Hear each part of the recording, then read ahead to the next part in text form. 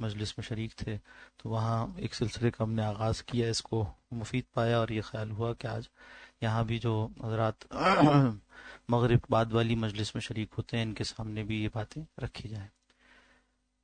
حضرت پیر الفقار صاحب نقشبندی دام برکاتہم سے سب واقف ہیں، اور ہمارے ملک میں جو مشائخ نقشبند معروف بڑے ہیں ان میں سے ایک حضرت پیر صاحب دام برکاتہم کی شخصیت بھی ہے۔ حضرت کی کتابیں بہت سی ہیں اور بہت نافع ہیں، ان میں ایک کتاب تصوف و سلوک کے عنوان سے ہے، اور جو بھی قریبی سفر لاہور ہوا وہاں حضرت کی خدمت میں حاضر ہونے کی بھی سعادت ہوئی، عمرے سے وہ واپس تشریف لائے تھے، تو وہاں بعض باتوں پر گفتگو ہوئی اور انہوں نے اس کتاب کی طرف رہنمائی فرمائی کہ ان چیزوں کو اس میں دیکھا جائے، تو اسی ارشاد کی پر عمل کرتے ہوئے ہم یہاں انشاءاللہ بعض باتیں دیکھیں گے، سمجھیں گے، خاص طور پر وہ حضرات جو کسی خانقاہی نظم سے وابستہ نہ رہے ہوں، تو ایک سوال ہوتا ہے اور دلوں میں خیال بھی ہوتا ہے کہ سلوک کے آداب کیا ہیں اور کیسے ہم اپنے تزکیے کے مراحل کو آگے بڑھا سکتے ہیں، کیسے اس راہ میں آگے بڑھ سکتے ہیں تاکہ ہمارا باطن صاف ہو اور جو مقاصد ہیں سلوک و احسان کے وہ ہمیں حاصل ہو جائیں۔ تو اس کے لیے اپنی طرف سے کوئی بات کرنے سے بہتر یہ ہے کہ جو مجرب چیزیں بزرگوں کی موجود ہیں ان کا مطالعہ کر لیا جائے اور اس سے ہم اپنے آپ کو بھی ان آداب کے سانچے میں ڈھال کر مستفید کر سکیں۔ اس کا پہلا باب علم تصوف کے دلائل پر مبنی ہے، اور اس پر بات الحمدللہ یہاں ہوتی رہی ہے، مگر جو کچھ ہم نے اس سے پہلے پڑھا تھا اس سے کچھ ادق مضامین پڑھے، زیادہ گہرے مضامین تھے جو تصوف کیا ہے کے عنوان سے مولانا منظور نعمانی صاحب رحمۃ اللہ علیہ کی کتاب کی صورت میں ہم یہاں پڑھ چکے ہیں، تو اس کا کچھ خلاصہ ہو جائے گا، یاد دہانی ہو جائے گی، پھر آگے کچھ آداب ہیں انشاءاللہ اس کا بھی مطالعہ جاری رہے گا۔ فرماتے ہیں کہ علم تصوف کے شرعی ثبوت کے لیے 3 دلائل بیان کیے جاتے ہیں، علم تصوف کے شرعی ثبوت کے لیے 3 دلائل بیان کیے جاتے ہیں۔ دلیل نمبر 1، اللہ جل شانہ کا فرمان ہے وَذَرُوا ظَاهِرَ الْإِثْمِ وَبَاطِنَهُ، اور تم ظاہری اور باطنی دونوں قسم کے گناہوں کو چھوڑ دو۔ تفسیر خازن میں اس آیت کے تحت مرقوم ہے المراد بظاہر الاسم افعال الجوارح و باطنہ افعال القلوب، ظاہری گناہ سے مراد اعضاء و جوارح کے اعمال ہیں اور باطنی گناہوں سے مراد اعمال قلب ہیں، یعنی باطنی اعمال سے مراد باطن سے مراد افعال قلوب ہیں، لہٰذا انسانی اعمال کی 3 قسمیں ہوئیں۔ کیا بات فرمائی کہ قرآن حکیم کی آیت یعنی وَذَرُوا ظَاهِرَ الْإِثْمِ وَبَاطِنَهُ، چھوڑ دو گناہ کے ظاہر کو بھی اور گناہ کے باطن کو بھی۔ بعضوں نے کہا کہ معنی یہ ہوئے کہ چھوڑ دو ظاہری گناہوں کو بھی اور باطنی گناہوں کو بھی، ایک ہی بات ہے، اس طرح کہیے یا اس طرح کہیے، تو ایک ہے ایک ہی گناہ کے 2 پہلوؤں کا ہونا، ایک ہے نماز کا ظاہر میں غلط پڑھنا تو یہ اس کے ظاہر کا گناہ ہے، اور ایک ہے نماز پڑھتے ہوئے باطن کی کیفیات کا صحیح نہ ہونا، یہ اس کے باطن کا گناہ ہے۔ تو نماز کے ظاہر کو بھی صحیح کر لو، نماز کے باطن کو بھی صحیح کر لو۔ اور اسی طرح دوسرے معنی میں دیکھیں تو بعض اعمال وہ ہیں جو کہ جوارح سے صادر ہوتے ہیں، کسی کو ہاتھ سے ایذا پہنچانا، کسی کو زبان سے برا کہہ دینا اور اس کے لیے اذیت کا سامان کرنا، اور ایک ہے کہ باطن سے انسان کچھ غلطی کرتا ہے، مثال کے طور پر کسی کے خلاف حقد، حسد، کینہ، بغض، عداوت رکھنا، یہ کیا ہے؟ دل کے اندر پائے جائیں، یہ اعمال قلب ہے، دل کا عمل ہے، جیسے ہاتھ بھی عمل کرتا ہے ایسے ہی دل بھی عمل کرتا ہے۔ تو ظاہر کے گناہوں کو بھی چھوڑ دو اور باطن کے گناہوں کو بھی چھوڑ دو۔ اب ہمارے معاشرے میں آپ دیکھیں گے کہ عام طور پر ظاہری گناہوں کے چھوڑنے پر بات ہو جاتی ہے، مگر باطنی گناہ کیا ہیں کسی سے پوچھا جائے تو اس طرف توجہ بھی نہیں ہوتی، اور غصے کو، حسد کو، کینے کو، عداوت کو، تکبر کو عام طور پر گناہوں کی فہرست میں بھی شامل نہیں کیا جاتا، جبکہ یہ آیت کہہ رہی ہے کہ گناہ کے ظاہر کو بھی چھوڑو اور باطن کو بھی، یا ظاہری گناہوں کو بھی چھوڑو اور باطنی گناہوں کو۔ تو پڑھنے والے کے ذہن میں سوال آتا ہے کہ اس سے کیا مراد ہے، اور ظاہری اعمال میں گناہ کیا ہے اس کو بتانے کے لیے علم فقہ کفایت کرتا ہے، فقہ کی کتابوں میں یہ باتیں لکھی ہوئی ہیں اور علماء اس کا بیان کرتے ہیں، اس کو سن کر بات سمجھ میں آ جاتی ہے، انسان کوشش کرے تو چھوڑ سکتا ہے۔ مگر یہاں آگے کی بات ذکر ہو رہی ہے، وہ یہ کہ باطن کے گناہوں کو بھی چھوڑ دو، وہ کیا ہے؟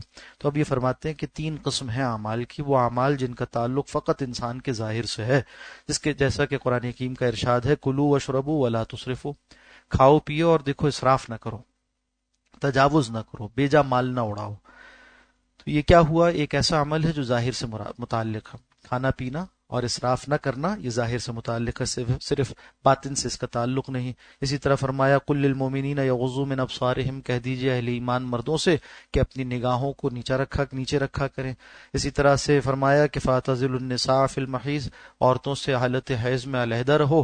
تو یہ سارے کیا ہیں؟ ظاہری اعمال ہیں، جسم سے صادر ہونے والے اعمال ہیں، آپ کے اعضاء و جوارح سے متعلق اعمال ہیں۔ دوسری قسم دیکھیے کیا ہے؟ وہ اعمال جن کا تعلق فقط انسان کے باطن سے ہے۔ فرمایا وتوکل علی اللہ، اور توکل کرو اللہ پر۔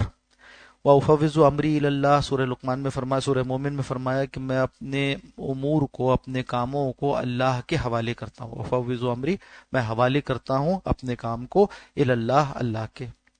اب یہاں آپ دیکھ سکتے ہیں کہ کوئی ظاہر میں کوئی چیز نہیں، یعنی کوئی امر، کوئی شے نہیں ہے جس کو آپ نے اللہ کے حوالے کر دیا، بلکہ کیا ہے؟ ایک دل کی کیفیت کا نام ہے کہ جو واقع ہونے والی باتیں ہیں ان میں اپنے دل کو فارغ کر دوں اور یہ سوچوں کہ جو اللہ کرے گا وہ بہتر ہے۔ تفویض الامر الی اللہ۔ توکل کے معنی کیا ہے؟ توکل بھی کوئی عمل نہیں ہے کہ یہاں شروع ہوا اور یہاں ختم ہو گیا، بلکہ ایک کیفیت کا نام ہے جو انسان کے باطن میں پائی جاتی ہے۔ جب اس کو یہ نظر آتا ہے کہ یہ چیز اور یہ کام میں اس کو یہ حقیقت مستحضر ہو جاتی ہے، اس کے ذہن میں راسخ ہو جاتی ہے کہ میں خود نہیں کر سکتا جب تک اللہ کی مدد نہ ہو، اور یہ اللہ کے حوالے، اچھا برا اللہ کے حوالے، میں جو کر سکتا تھا کر گزرا، اب باقی نتیجہ اللہ کے حوالے۔ تو یہ کیفیت کا نام ہے، ایک سوچ کا نام ہے، ایک نقطہ نظر کا نام ہے، ایک زاویہ نگاہ کا نام ہے، جس کو چھوا نہیں جا سکتا، اٹھایا نہیں جا سکتا، تولا نہیں جا سکتا، ناپا نہیں جا سکتا۔ تو کیا ہے؟ یہ باطن کی کیفیت ہے۔ معلوم ہوا انسان کے بعض اعمال ایسے ہیں جس کا تعلق صرف باطن سے ہوتا ہے۔ قسم سوم یعنی تیسری قسم، وہ اعمال جن کا تعلق انسان کے ظاہر سے بھی ہے اور باطن سے بھی۔ مثلا نماز کے ظاہر کے متعلق فرمایا وَإِذَا قَامُوا إِلَى الصَّلَاةِ قَامُوا كُسَالَىٰ، اور جب کھڑے ہوتے ہیں نماز میں تو کھڑے ہوتے ہیں سستی کے ساتھ، اس کا تعلق باطن۔ اور فرمایا، اور باطن کے متعلق فرمایا یُرَاؤُونَ النَّاسَ، لوگوں کو دکھلانے کے لیے۔ اب اس میں ایک ہی چیز ہے نماز کے ظاہر میں ایک کوتاہی ہے اور نماز کے باطن میں ایک کوتاہی۔ اس شخص کے نماز کے ظاہر میں کیا کسالہ کیفیت ہے؟ کسل مندی کی، یعنی کسلاتے ہوئے اور جو ہے وہ ڈھیلے پن کے ساتھ انسان نماز میں کھڑا ہوا تو اس کو دیکھا جا سکتا نا، تو یہ نماز کی ظاہری حیت کو بھی اس نے خراب کر دیا۔ حضرت عمر رضی اللہ تعالیٰ نے دیکھا ایک شخص کو کہ وہ بہت ہی ڈھیلے انداز میں نماز میں کھڑا ہوا ہے، جیسے خشوع و خضوع کا اظہار کر رہا ہو، تو آپ نے اس کو تنبیہ کی کہ سیدھی طرح کھڑے ہو جاؤ۔ تو معلوم ہوا کہ کسل مندی کا اظہار کرنا یہ کوئی خشوع و خضوع کی علامت نہیں۔ مزید معلوم یہ ہوا کہ ظاہر میں یہ نقص تھا جس کو اس آیت میں متوجہ کیا گیا کہ وَإِذَا قَامُوا إِلَى الصَّلَاةِ قَامُوا كُسَالَىٰ، جب یہ نماز کے لیے آتے ہیں، نماز کے لیے اٹھتے ہیں، نماز کے لیے کھڑے ہوتے ہیں تو کسل مندی کے ساتھ تاخیر کرتے ہیں، آہستہ آہستہ چلتے ہیں اور بے فکرے نظر آتے ہیں، اور جا کر نماز کے لیے کھڑے ہوتے ہیں تب بھی ہارے جی کے ساتھ ہوتے ہیں۔ ظاہر میں بھی اس کی یہ کیفیت عیاں ہے، نمایاں ہے۔ دوسری آیت میں فرمایا یراؤن الناس، یہ نماز جو پڑھتے ہیں یہ لوگوں کو دکھانے، اسی میں فرمایا کہ لوگوں کو دکھانے کے لیے پڑھتے ہیں۔ اب جو نماز اخلاص سے پڑھ رہا ہو اور جو دکھانے کے لیے پڑھ رہا ہو، ظاہر میں دونوں نمازیں ایک جیسی ہیں، ظاہر میں تو کوئی فرق نہیں۔ بھائی جو دکھاوا کر رہا ہے یہ دکھاوا ظاہر کے عمل میں کوئی فرق واقع نہیں کر رہا، بلکہ ظاہر کا عمل تو یہ بالکل صحیح کر رہا ہوگا۔ باطن کی کیفیت ہے، یہ دل کی کیفیت کا نام ہے کہ ایک دکھاوے کے لیے نماز پڑھ رہا ہے اور ایک اللہ کے لیے نماز پڑھ رہا ہے۔ تو معلوم ہوا اسی نماز کا ایک پہلو وہ ہے جو کہ باطن سے متعلق ہے۔ اب فرماتے ہیں حضرت پیر صاحب کہ اعمال کے ظاہری حصے کا تعلق علم قال یعنی فقہ سے ہے، اور باطنی حصے کا تعلق علم حال یعنی تصوف سے ہے۔ یہ دونوں علوم صحابہ اکرام رضوان اللہ تعالی علیہ مجمعین نے شارع علیہ السلام سے سیکھے، شارع شریعت دینے والے یعنی رسول اللہ صلی اللہ علیہ وسلم سے، جس کی تائید درج ذیل احادیث سے ہوتی ہے۔ حضرت ابو ہریرہ رضی اللہ تعالی عنہ سے روایت ہے، فرماتے ہیں حفظت من رسول اللہ وعین فاما احدهما فبسطته واما الاخر فلو بسطته قطع هذا البلعوم، بخاری شریف کی روایت ہے۔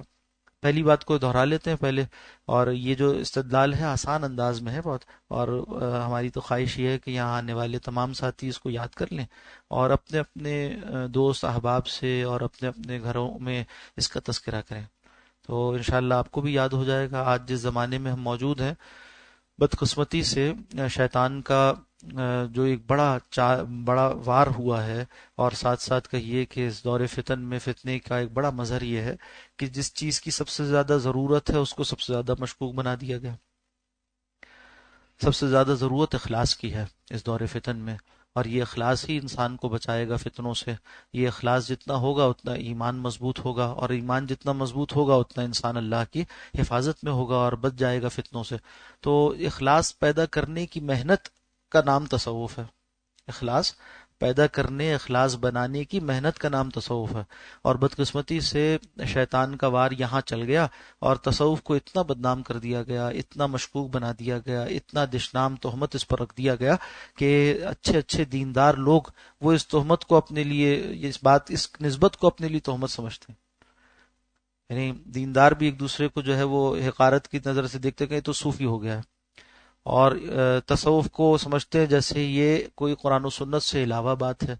اور بہت سے دیندار لوگ بھی اس میں مدافعانہ انداز میں ہی بات کرتے ہوئے نظر آئیں گے، یا یہ کہ معذرت خواہانہ انداز میں بات کرتے ہوئے نظر آئیں گے، یا یہ کہ اس کا انکار کرتے ہوئے نظر آئیں گے. بعض مصلحین اور بعض داعیان دین وہ سمجھتے ہیں کہ خیر خواہی اسلام کی یہ ہے کہ اس کو تصوف سے پاک کر دیا جائے، نعوذ باللہ. تو پھر جو کچھ بچتا ہے وہ صحیح اسلام تو نہیں ہوتا.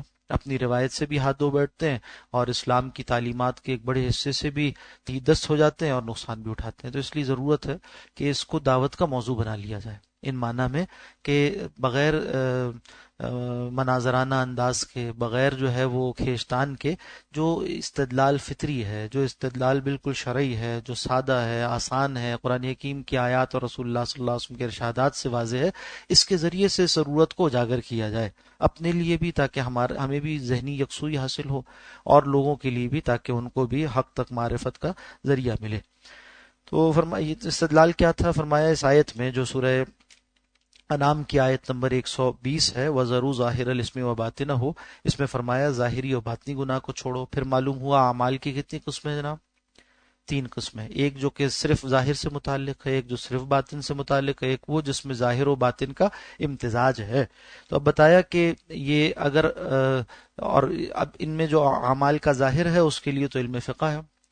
بعض بیچارے گمراہی کی سطح کو پہنچ جاتے ہیں کہ فقہ کا بھی انکار کر بیٹھتے ہیں. تو جہاں بات فقہ تک ہو گئی، سمجھ میں آ گئی، اس سے اگلا مرحلہ ہے اس بات کا کہ تصوف کا بھی استدلال ان کو سمجھایا جائے.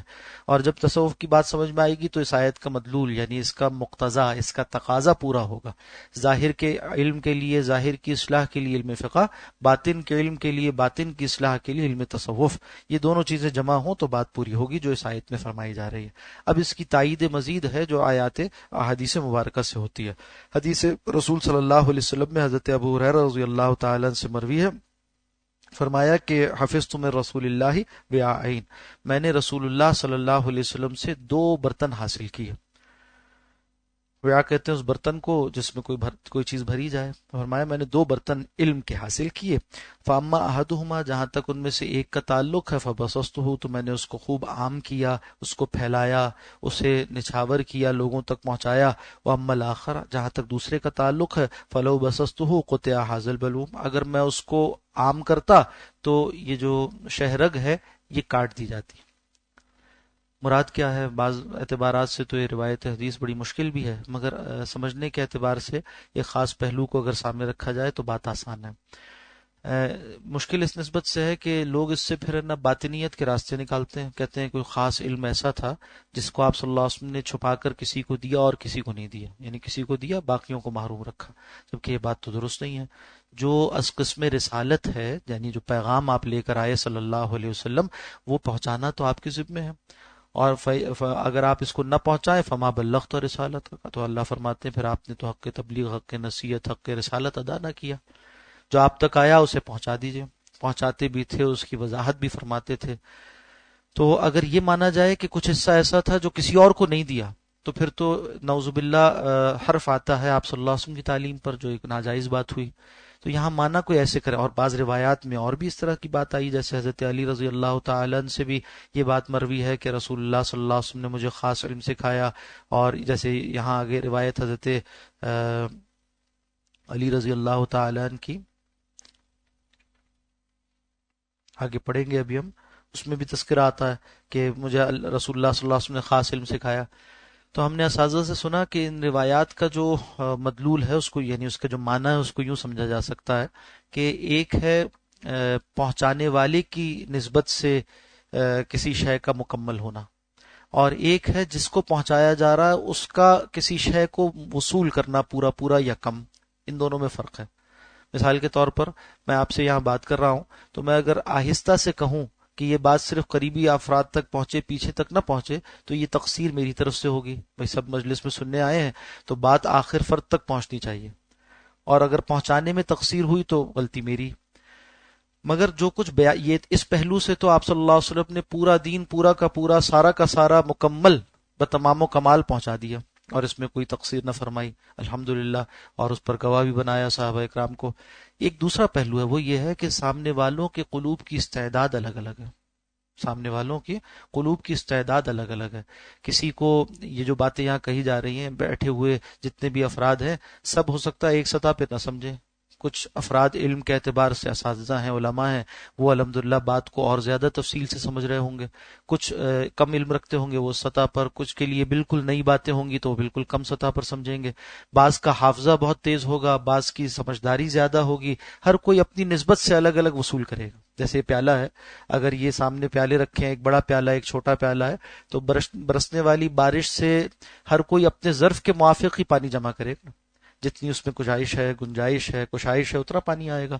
اسی طرح سے رسول اللہ صلی اللہ علیہ وسلم کی تعلیمات تو مکمل تھیں ہر ایک کے لیے، ہر ایک نے اپنی نسبت سے اس کو وصول کیا. حضرت آپ کی تعلیمات کا ایک بڑا حصہ اس کا تعلق باطن سے بھی ہے، احوال و مواجید سے بھی ہے، اور یہ ایک باطنی کیفیات کا نام ہے. نبی اکرم صلی اللہ علیہ وسلم کا جہاں قال منتقل ہوا وہیں حال بھی منتقل ہوا. اور یہ جو احوال ہیں، حال کی جمع احوال رسول صلی اللہ علیہ وسلم بھی امت میں جاری و ساری ہیں. جس طرح قال کو منتقل کرنے کے لیے محدثین نے محنت کی، اس کے فہم کے لیے فقہا نے محنت کی، اور اس کا جو وہ حصہ آپ نے قرآن کے طور پر دیا اس کے لیے مفسرین نے محنت کی. اسی طرح احوال کو منتقل کرنے کے لیے صوفیاء نے محنت کی، اور وہ بھی صحابہ اکرام سے ہوتے ہوتے آئے. کئی روایات ہیں جس میں ہمیں معلوم ہوتا ہے کہ آپ صلی اللہ علیہ وسلم جہاں اقوال کے ذریعے سے دین کی تعلیم فرما رہے ہیں وہیں احوال کو بھی آپ منتقل فرما رہے ہیں. خود حضرت ابو ہریرہ رضی اللہ تعالیٰ عنہ کا واقعہ ہے نا کہ انہوں نے آ کر عرض کی کہ یا رسول اللہ مجھے یاد نہیں رہتا، تو آپ نے چادر کو پھیلا دیا، پھر ان کو دے دیا، انہوں نے سمیٹ کر اسے اپنے سینے سے لگا لیا، پھر فرماتے ہیں کہ مجھے ہر بات یاد رہی. اسی طرح ایک مرتبہ ایک صحابی کو آپ نے اپنے سینے سے لگایا اور بھیج لیا، اور اسی طرح فرشتے کا رسول اللہ صلی اللہ علیہ وسلم کو سینے سے لگانا، اور یہ جو شق صدر کا واقعہ ہے. تو پھر اس کے ان صحابی کا کہنا کہ مجھے سب کچھ سمجھ میں آ گیا. پھر اسی طرح سے خود نبی اکرم صلی اللہ علیہ وسلم کا مسند احمد کی روایت ہے کہ اللہ خواب کا ایک واقعہ آپ نے بیان کیا کہ میں نے رات اپنے رب کو دیکھا اور خواب میں ملاقات کی، پھر میرے اوپر جو ہاتھ رکھا گیا سینے کے اوپر تو مجھے ہر چیز روشن ہو گئی. یہ کیا ہے؟ یہ احوال و مواجید ہیں جو روایات حدیث، صحیح روایات حدیث سے منقول ہیں، منتقل ہوتے رہے. ایک صحابی وہ کہتے ہیں، ایک صاحب آ کر انہوں نے عرض کی کہ یا رسول اللہ میرے اندر بری خواہش پیدا ہوتی، گناہ کی خواہش خیال پیدا ہوتا ہے. تو آپ نے اپنے ہاتھ دست مبارک کو ان کے سینے پر زور سے تھپکا، پھر اس کے بعد فرماتے ہیں کہ مجھے پھر کبھی گناہ کا خیال بھی پیدا نہیں ہوا. وہ جو داعیہ تھا، خواہش تھی برائی کی، وہ پھر آئی نہیں اس طرح سے کبھی. تو یہ کیا ہے؟ یہ احوال ہیں. جس طرح سے اقوال رسول منتقل ہوئے ایسے ہی احوال رسول بھی منتقل ہوئے. ان احوال کو منتقل کرنے والے وہ صوفیات تھے. اچھا، اب یہ حضرت اس پہلو سے دیکھیے تو حضرت ابو ہریرہ رضی اللہ تعالیٰ عنہ کی روایت تو سمجھ میں آتی ہے. یہ جو احوال باطن ہیں ان کو یہ بیان نہیں کیے جاتے. قال کے لیے قال درکار ہے، حال کے لیے حال درکار ہے. قال سے قال منتقل ہوتا ہے، حال سے حال منتقل، یعنی ذوالحال سے جس کو وہ حال حاصل ہے اس سے سامنے والے کو حال منتقل ہوتا ہے. اور یہ اسی تسلسل کے ساتھ وہ فرما رہے ہیں دوسرا جو پیالہ تھا نا وہ اگر میں کھول دیتا، یعنی اس کے بارے اس کو بھی قال میں منتقل کر دیتا تو نقصان ہو جاتا. اسی طرح سے اور جو اقوال ہیں صحابہ اکرام کے ان کو بھی سمجھا جا سکتا ہے اسی تناظر میں. سیدنا عمر بن خطاب رضی اللہ تعالیٰ عنہ کو جب تدفین کی گئی تو حضرت عبداللہ بن مسعود رضی اللہ تعالیٰ نے صحابہ اکرام کی ایک محفل میں کہا آج 10 میں سے 9 حصے علم کے فوت ہو گئے، آج 10 میں سے 9 حصے علم کے فوت ہو گئے. اس پر بعض صحابہ اکرام رضی اللہ تعالیٰ عنہم نے ناگواری کا اظہار کیا، یعنی نکیر کی کہا یہ کیا کہا آپ نے کہ علم فوت ہو گیا، نہیں تو امانت ہے جاری رہے گی، کیسے فوت ہو سکتی ہے. حضرت عبداللہ رضی اللہ تعالیٰ حضرت عبداللہ بن مسعود رضی اللہ تعالیٰ نے فرمایا کہ اس سے مراد حیض و نفاس کا علم نہیں بلکہ علم باللہ ہے. اس سے مراد حیض و نفاس کا علم نہیں. حیض و نفاس کے علم سے مراد کیا ہے؟ یعنی وہ جو احکام کا علم ہے اس کا ایک پہلو وہ بھی ہے. ہر چیز سکھائی رسول اللہ صلی اللہ علیہ وسلم نے، چونکہ انسانی زندگی کی یہ چیزیں حصہ ہیں، تو طہارت کے احکام بھی آپ نے تعلیم تلقین فرمائے، آپ نے اور بھی احکامات تلقین فرمائے، عبادات بھی سکھائیں. تو یہ جو ظاہر کا علم ہے فرما رہے ہیں یہ مراد نہیں ہے. ظاہر کا علم جس میں کتاب الحیض ایک باب ہوا کرتا ہے فقہ کا علم، اس میں وہ مراد نہیں ہے یہاں پر کہ وہ حضرت عمر رضی اللہ تعالیٰ عنہ کے ساتھ فوت ہو گیا. وہ تو تم نے سیکھا ہوا ہے، احکام سیکھے ہوئے ہیں، آگے بھی سیکھتے رہو گے، سکھاتے رہو گے. اس سے مراد علم باللہ ہے، قال کا علم نہیں، حال کا علم. اور کیا شک ہے اس میں کہ روئے ارضی پر اس وقت سب سے افضل حال کے اعتبار سے حضرت عمر رضی اللہ تعالیٰ عنہ. سیدنا عمر رضی اللہ تعالیٰ عنہ وقت کے سب سے بڑے ولی بھی تھے، سب سے صحابہ میں بھی سب سے افضل تھے، اور یعنی کل نوع بشر میں اس وقت جتنے لوگ روئے زمین پر ہیں ان میں حضرت عمر رضی اللہ تعالیٰ عنہ افضل تھے. تو ان کے جانے پر یہ کہنا درست ہو گیا کہ سب سے زیادہ وہ عارف باللہ تھے. اور اسی لیے بعض علماء علم کی دو قسمیں کرتے ہیں، کہتے ہیں ایک عالم کی دو قسمیں کرتے ہیں. کہتے ہیں جو عالم بامر اللہ ہے، عالم بامر اللہ یعنی اللہ کے امر، اللہ کے حکم کو جاننے والا، یہ عالم کہلاتا ہے. اور جو عالم باللہ ہے وہ صوفی کہلاتا ہے. عالم بامر اللہ، اللہ کے حکم کو جاننے والا، یہ عالم ہے، فقہاء، محدثین، مفسرین. اور عالم بامر اللہ، عالم باللہ یعنی اللہ کو جاننے والا، یہ صوفی ہے، یہ اللہ والا ہے جس نے مجاہدات کے ذریعے سے اپنے باطن کو پاک کیا اور خواہشات نفس پر قابو یافتہ ہوا. اللہ سبحانہ و تعالیٰ سے قریب ہونے کے لیے اس نے ترک لذات کے راستے کو اختیار کیا اور اپنی خواہشات کو دبایا، اپنے باطن کا تزکیہ کیا اور اپنے آپ کو تقویٰ کے راستے پر گامزن کیا.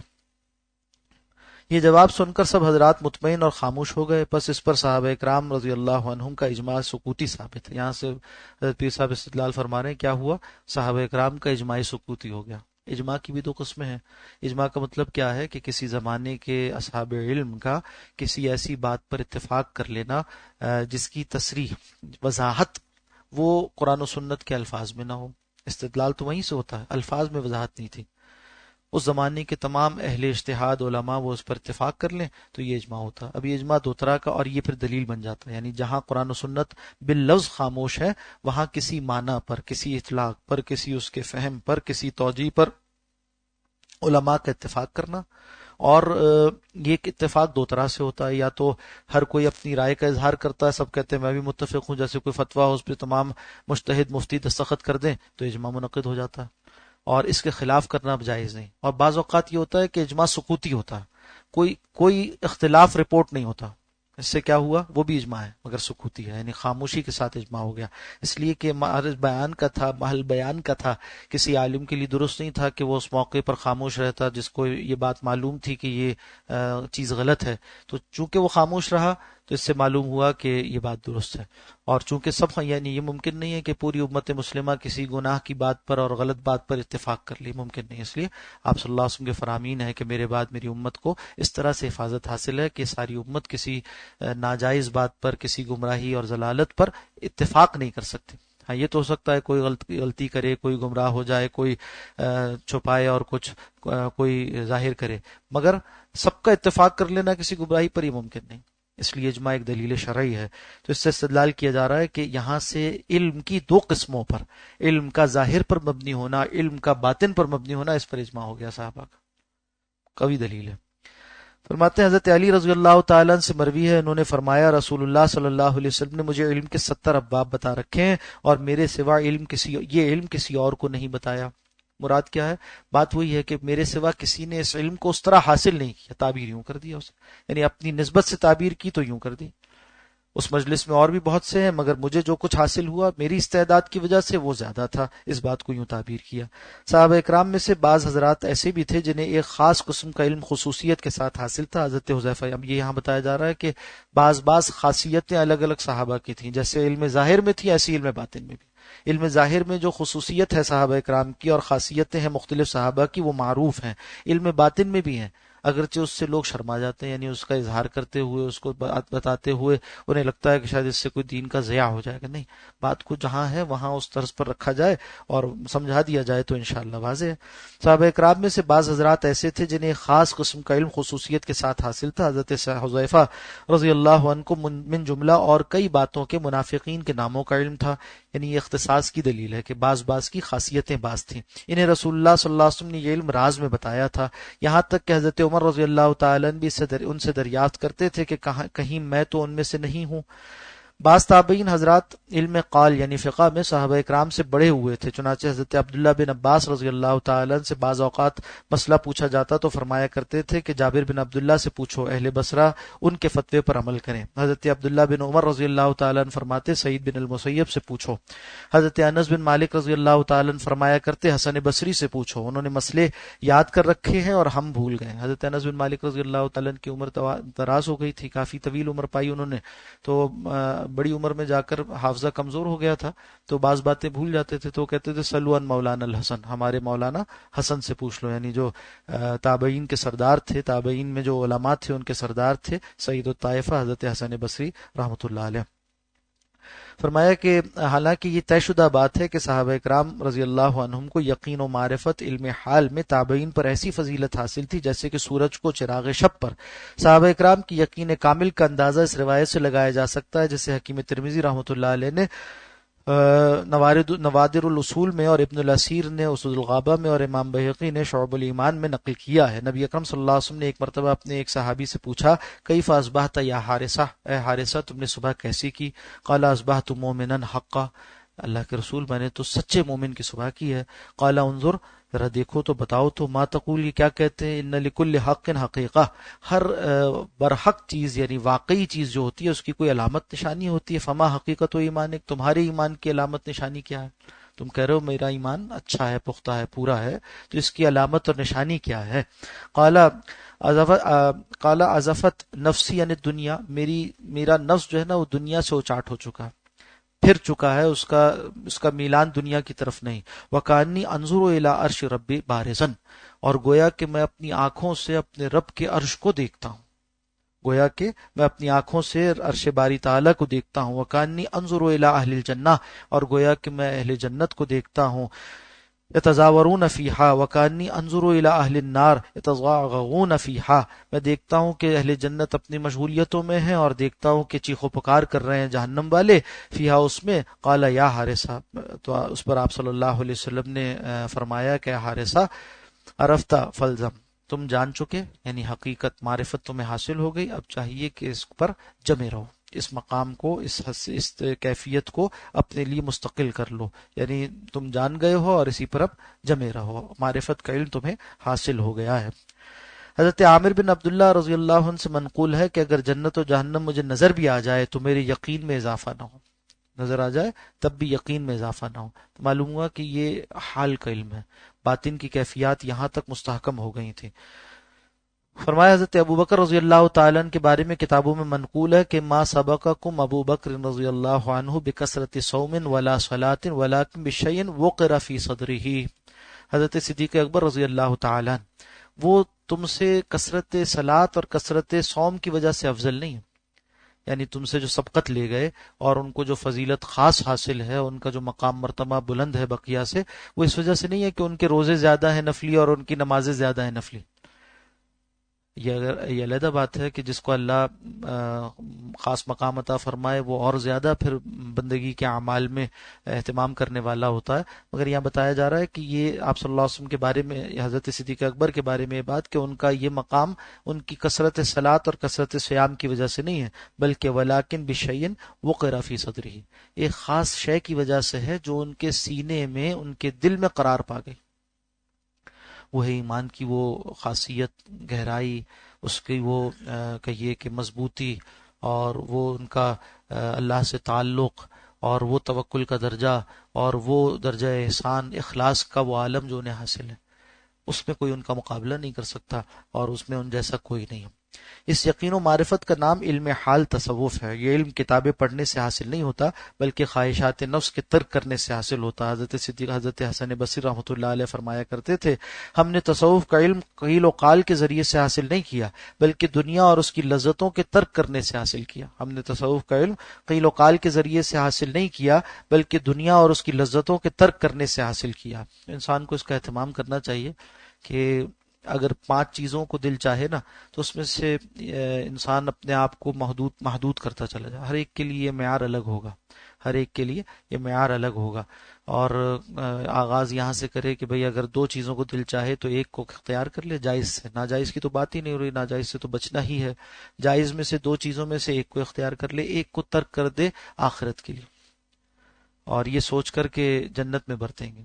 پھر اس کے بعد اس درجے کو بڑھاتا چلا جائے، اب 3 میں سے ایک کو اختیار کرے، پھر 4 میں سے ایک کو اختیار کرے، پھر 5 میں سے ایک کو اختیار کرے۔ اگر 5 میں سے ایک کو اختیار کرنے لگے گا تو یہ زاہد میں شمار ہوگا، زاہدین میں شمار ہوگا۔ زاہد کون ہے؟ جو دنیا سے بے رغبت کہلا سکتے ہیں، جو دنیا میں سے دستیاب موجود اور حلال چیزوں میں سے 5 چیزیں جس کو دل چاہے اس میں سے ایک کو برتتے ہیں، بقیہ 4 کو لاجل اللہ، اللہ کے لیے چھوڑ دیتے ہیں۔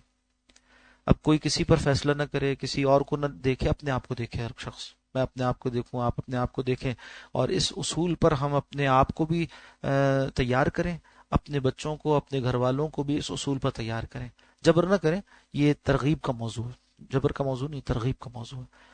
اور اپنے آپ کو بھی کہ یہ اللہ کے لیے چھوڑیں یا آخرت کے لیے چھوڑیں، یہ اللہ کی مخلوق کو اس سے فائدہ ہو جائے اس لیے چھوڑ دیں، اور اس لیے چھوڑ دیں کہ ایثار میں برکت ہے، اس لیے چھوڑ دیں کہ ایثار سے اللہ راضی ہوتا ہے، اس لیے چھوڑ دیں کہ جنت میں برتیں گے۔ تو جہاں پھر ہم جمع کر رہے ہوں گے وہیں کی طرف ہماری رغبت ہوگی۔ تو فرمایا کہ ہم نے تصوف کا علم قیل و قال کے ذریعے سے حاصل نہیں کیا بلکہ دنیا اور اس کی لذتوں کے ترک کرنے سے حاصل کیا، پس ثابت ہوا کہ علم قال اور علم حال کی ندیاں سرچشمہ علوم نبوت ہی سے نکلتی ہیں۔ یہ ایک دلیل تھی جو واضح ہوئی۔ اس کے بعد دوسری دلیل، دلیل نمبر 2، اس میں حدیث شریف کا تذکرہ ہے، انشاءاللہ آئندہ موقع پر کسی چیز کو پڑھیں گے۔ اقول قول هذا واستغفر الله لي ولكم ولسائر المسلمين والمسلمات۔ استغفار کی تسبیح پڑھ لیجیے۔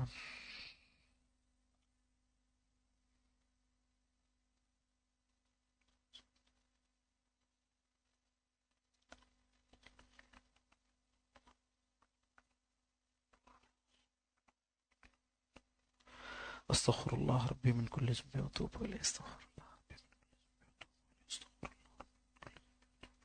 استغفر الله ربي من كل ذنب، استغفر الله ربي من كل ذنب واتوب اليه، استغفر الله ربي من كل ذنب واتوب اليه، استغفر الله ربي من كل ذنب،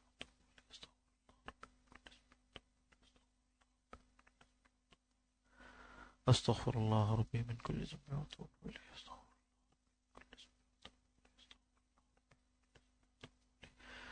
استغفر الله ربي من كل ذنب واتوب اليه۔ یہ مجلس تو یاد دہانی کا ذریعہ ہے، اصل میں استغفار کی تسبیح روزانہ کی بنیاد میں، روزانہ کی بنیاد پر روزانہ 24 گھنٹے میں 1 مرتبہ پڑھنے کا ہم سب اہتمام کریں۔ کوئی دن ہمارا ایسا نہ گزرے جس میں ہم استغفر اللہ ربی من کل ذنب واتوب الیہ 100 مرتبہ نہ پڑھیں۔ بعض احادیث مبارکہ میں آتا ہے، آپ صلی اللہ علیہ وسلم فرماتے ہیں میں دن میں 70 مرتبہ استغفار کرتا ہوں۔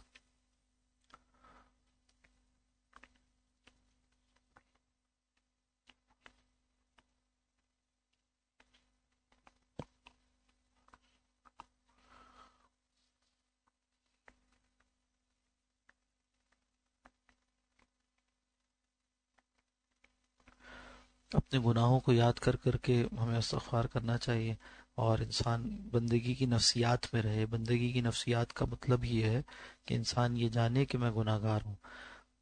بعض اوقات شیطان یہ وسوسہ کرتا ہے کہ مجھ سے کیا گناہ ہو رہا ہے، میں تو اچھے کام کرتا ہوں، کوئی گناہ نہیں ہے میری زندگی میں۔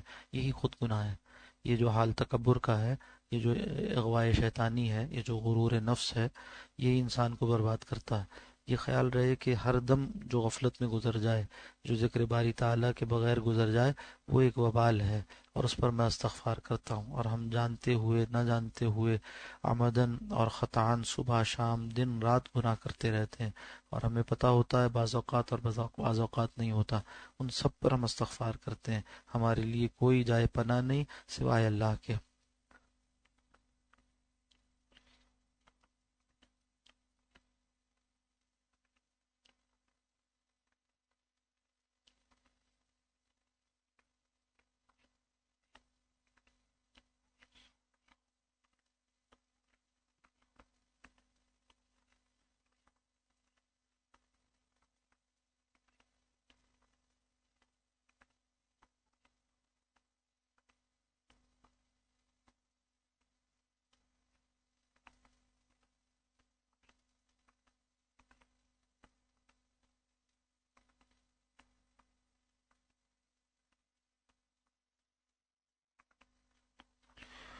استغفر اللہ۔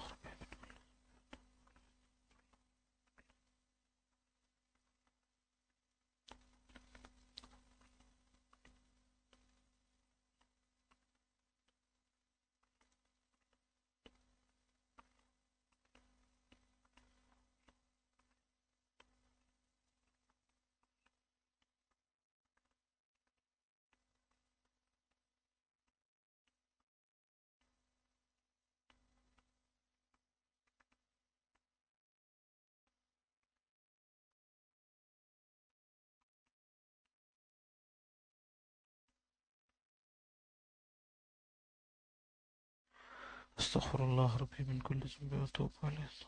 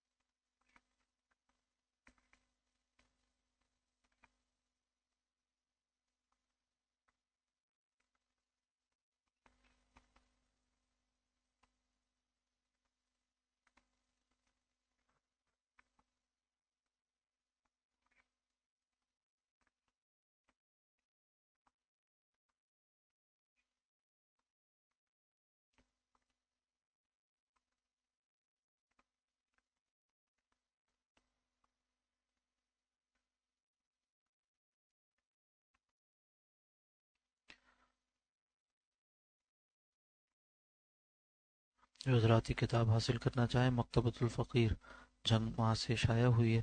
عنوان ہے تصوف و سلوک۔ بڑے بڑے عنوانات جو اس میں موجود ہیں: تصوف کیا ہے، لفظ صوفی کی تحقیق، بیت طریقت کا شرعی ثبوت، ضرورت مرشد، آداب مرشد، خانقاہوں کا قیام، اعتقادات، اسباق تصوف، معمولات شب و روز، معارف و حقائق، اخلاق حمیدہ، سوال و جواب، علم تصوف۔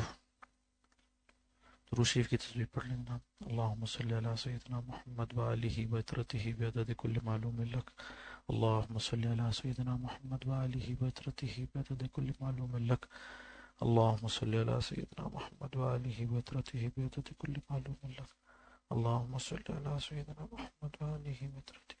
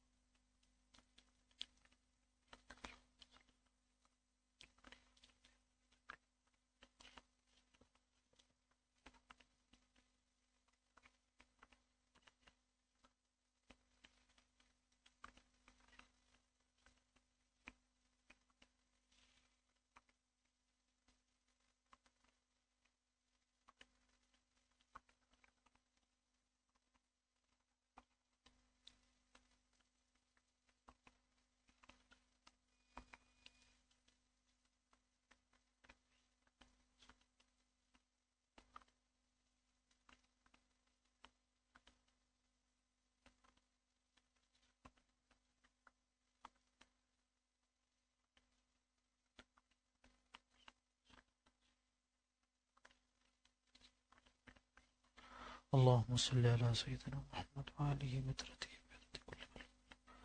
اللهم صل على سيدنا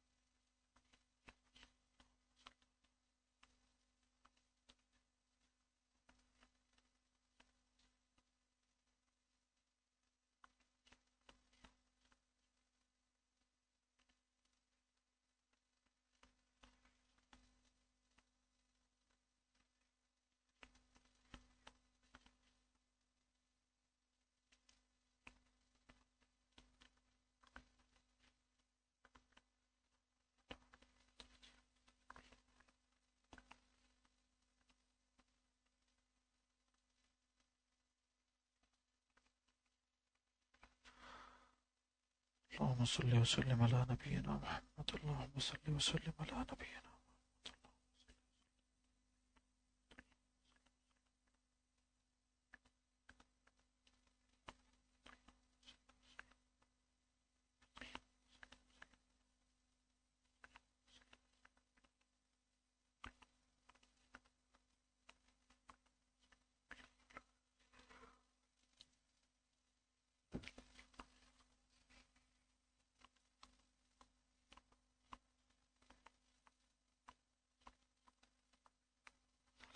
اللهم صل وسلم على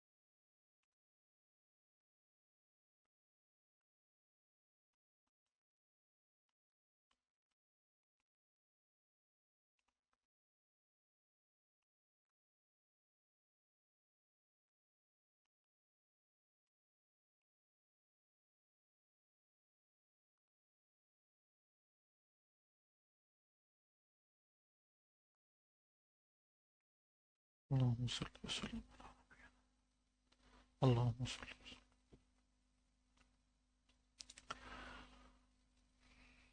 دعا کیجئے اللہ تعالیٰ ہمارے دلوں کو اپنے ذکر کے لیے کھول دے. اللہم افتح مصابیح قلوبنا لذکرک. اللہم افتح مصابیح قلوبنا لذکرک. اللہم افتح مصابیح قلوبنا لذکرک. لا الہ الا اللہ. لا الہ الا اللہ. لا الہ الا اللہ. لا الہ الا اللہ. لا الہ الا اللہ. لا الہ الا اللہ. لا الہ الا اللہ. لا الہ الا اللہ. لا الہ الا اللہ.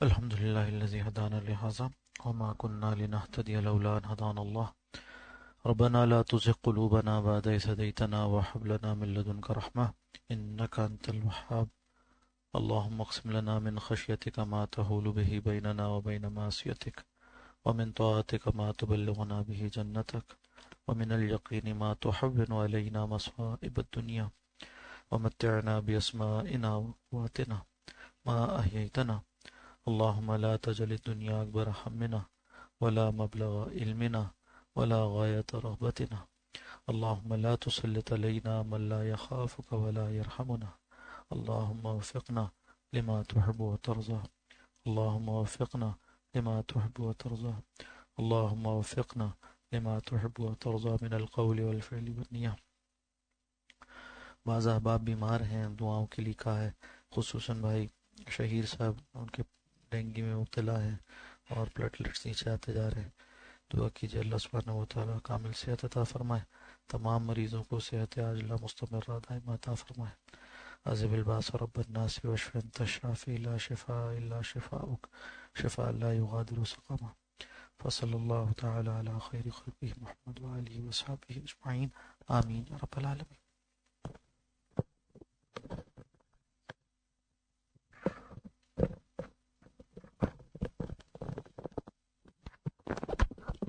دو اعلانات سماعت فرمائیں.